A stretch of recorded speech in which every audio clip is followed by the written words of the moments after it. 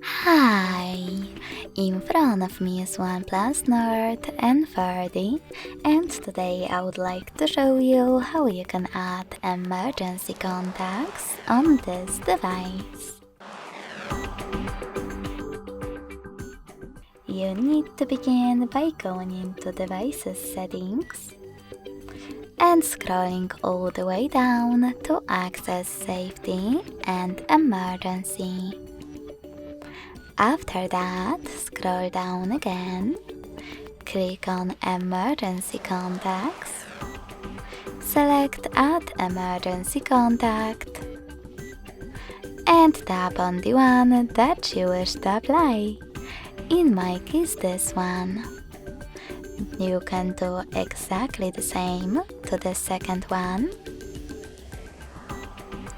and even a third one. In order to remove one of them, tap on this red icon next to the chosen one. Then add another one. Make sure that this switcher next to Show Info when locked is enabled, and as you can see after that, my emergency contacts were successfully added. Thanks so much for watching. If you enjoyed this video, don't forget to leave a like, comment and subscribe. Bye!